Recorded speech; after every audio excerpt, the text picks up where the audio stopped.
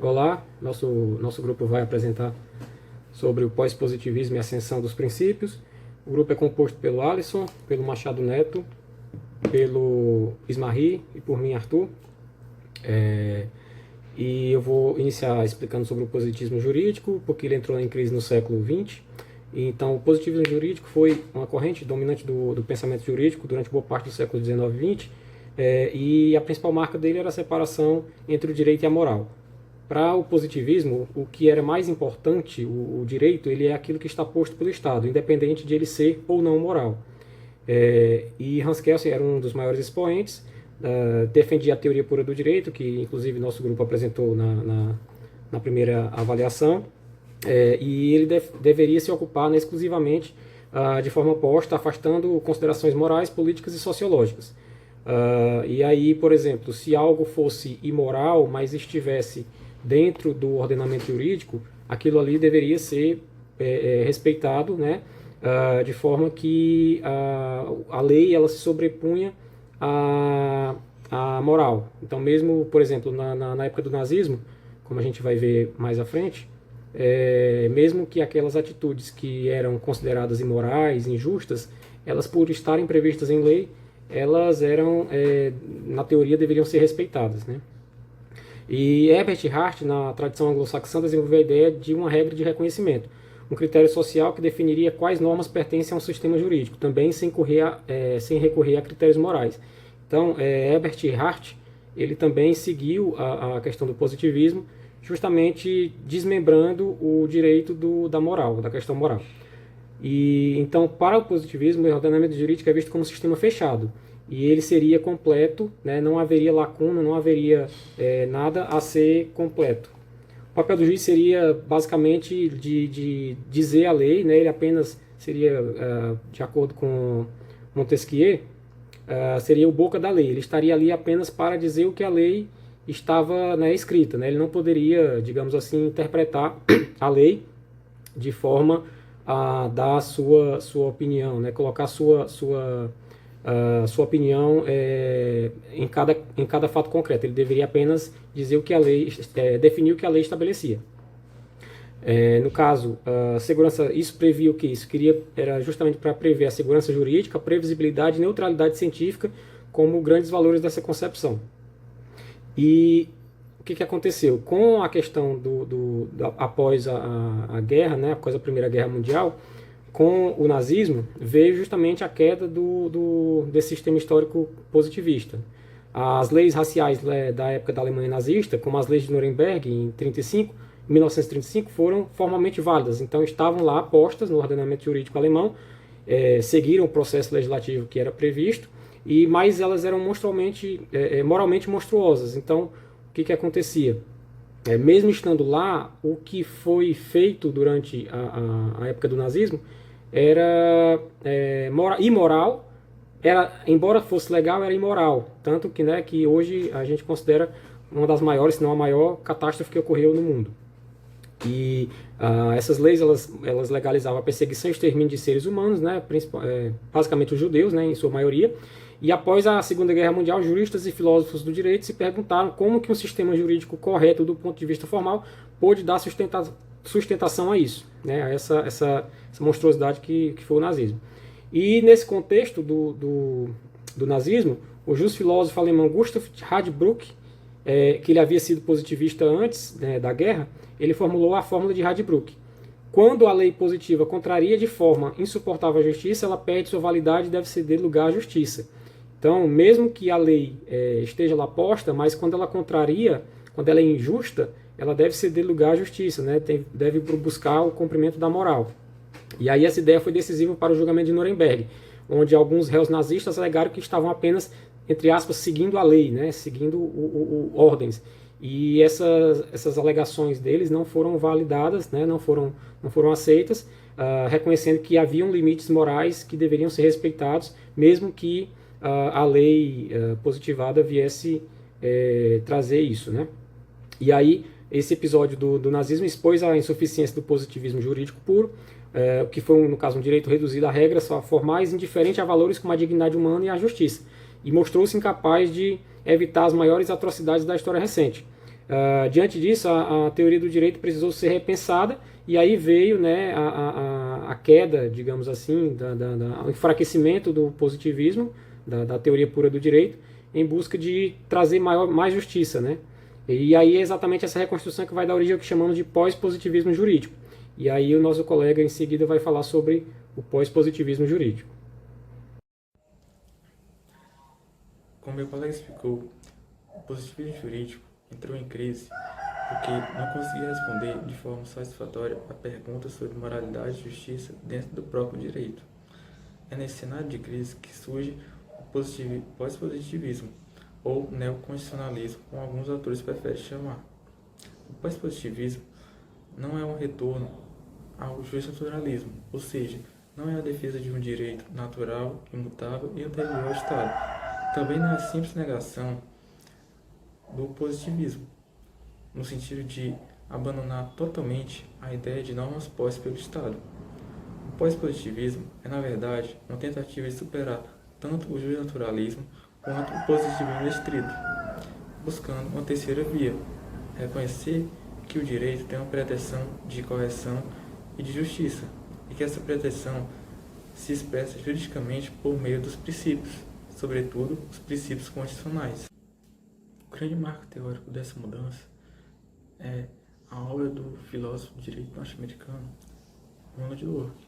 Em Construindo, levando os direitos a sério, Dworkin faz uma crítica contundente ao positivismo de arte, mostrando que os juízes, ao decidir casos difíceis, chamados hard cases, não recorrem apenas a regras, mas também a princípios e padrões morais que fazem parte do direito, ainda que não estejam escritos como regras específicas.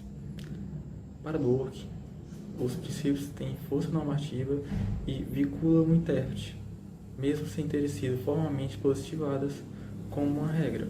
Ele também defende, de forma bastante debatida, a tese da resposta certa. Mesmo em casos difíceis, existiria uma resposta correta a ser construída pela interpretação coerente do sistema jurídico como um todo, como se o direito fosse escrito como um romance em cadeia, em que cada juiz redige um novo capítulo em coerência aos anteriores. Outro autor fundamental é o alemão Robert Alex, que, em sua teoria de direitos fundamentais, desenvolve uma distinção estrutural entre regras e princípios que veremos com mais detalhes na próxima parte da apresentação. Alex define os princípios como mandatos de otimização, normas que ordenam que algo seja realizado na maior medida possível, dentro das possibilidades fáticas e jurídicas existentes. Isso significa que os princípios podem ser cumpridos em diferentes graus, e que quando dois princípios colidem, a solução não é a exclusão de um deles, mas sim a técnica de ponderação, que veremos também adiante. No Brasil, essa virada técnica foi muito influenciada por autores como Luiz Alberto Barroso e Paulo Bonavides, que trouxeram essas ideias para o debate sobre a nossa Constituição de 1988, marcada justamente pela força normativa dos princípios. E é sobre essa diferença entre regras e princípios, sobre como aplicá-los na prática, que veremos mais adiante na apresentação. Bom, pessoal, agora que já entendemos o que é o pós-positivismo e quais são suas principais teorias, vamos entender a diferença técnica entre regras e princípios. E por que essa distinção é tão importante na hermenêutica jurídica? As regras e os princípios eles são aplicados de maneiras diferentes no direito. As regras seguem uma lógica do tudo ou nada. Se a regra é válida, então ela tem que ser aplicada integralmente. Se a regra não é válida, ela não se aplica. Mas e quando duas normas entram em conflito? Então tem que se utilizar algum critério clássico para resolver essa antinomia.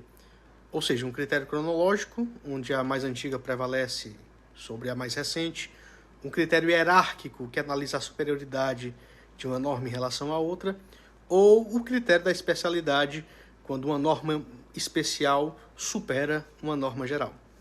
Já os princípios, por sua vez, eles funcionam de uma forma diferente. Quando esses princípios entram em conflito, nenhum deles deixa de ser válido. Ambos permanecem no ordenamento jurídico, cabendo ao intérprete avaliar qual possui o maior peso ou importância no caso concreto. Para Robert e Alexei, por exemplo, enquanto as regras são mandados definitivos, que devem ser cumpridos ou não, os princípios são mandados de otimização, ou seja, devem ser realizados na maior medida possível de acordo com as possibilidades fáticas e jurídicas de cada situação. Assim, a principal diferença entre as regras que têm uma aplicação rígida é de que os princípios eles exigem uma ponderação para alcançar uma solução mais adequada ao caso concreto. Dessa forma, em síntese, a distinção entre regras e princípios ele é essencial para a hermenêutica jurídica. Enquanto as regras oferecem soluções mais objetivas e são aplicadas de forma direta, os princípios conferem maior flexibilidade à interpretação do direito, permitindo ao julgador considerar as particularidades de cada caso. Essa compreensão é uma das principais contribuições do pós-positivismo ao reconhecer que o direito, na verdade a aplicação do direito, não depende apenas da literalidade das normas, mas também a realização dos valores e direitos fundamentais presentes na Constituição Federal. E para encerrarmos nossa apresentação, vamos falar como o pós-positivismo e a força normativa dos princípios se manifestam concretamente no direito brasileiro. A Constituição Federal de 1988 é considerada por grande parte da doutrina uma Constituição essencialmente principiológica. Já no primeiro artigo da nossa Constituição, a gente encontra princípios como cidadania e dignidade humana, além de outros diversos princípios ao longo do texto constitucional. Esses princípios não são apenas declarações políticas, eles possuem força normativa, eficácia direta e imediata, podendo ser aplicados pelos juízes em casos concretos. Esse fenômeno está ligado ao neoconstitucionalismo, modelo em que a Constituição deixa de ser apenas um documento político e passa a ocupar o centro de todo o ordenamento jurídico. O jurista Conrad defendia justamente essa ideia de que a força normativa da Constituição, ela não apenas reflete a realidade, mas também tem a capacidade de transformá-la. No Brasil, isso fortaleceu o Supremo Tribunal Federal como intérprete da Constituição, especialmente na aplicação direta dos princípios constitucionais. Um exemplo é o julgamento sobre a interrupção da gestação de fetos anencéfalos.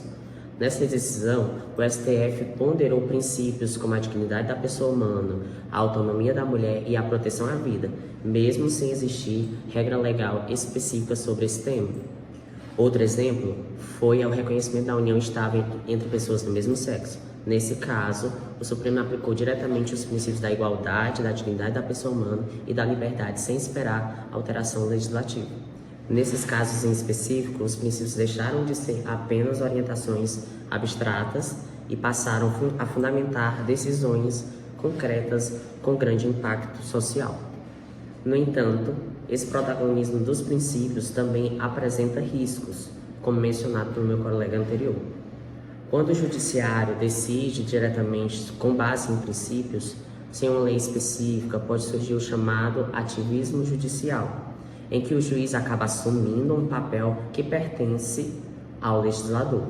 Por isso, existe um debate sobre os limites da ponderação de princípios e sobre o ponto em que a interpretação pode se transformar na criação de um novo direito. E para encerrarmos, podemos afirmar que o pós-positivismo representa um marco muito importante na teoria do direito contemporâneo. Ele aproximou o direito dos valores éticos sem abandonar a segurança jurídica buscada pelo positivismo. Reconheceu os princípios como normas jurídicas, fortaleceu a legitimidade da justiça e a justiça de decisões, mas também exige dos futuros operadores do direito uma fundamentação cuidadosa para que a ponderação nunca se transforme em arbitrariedade.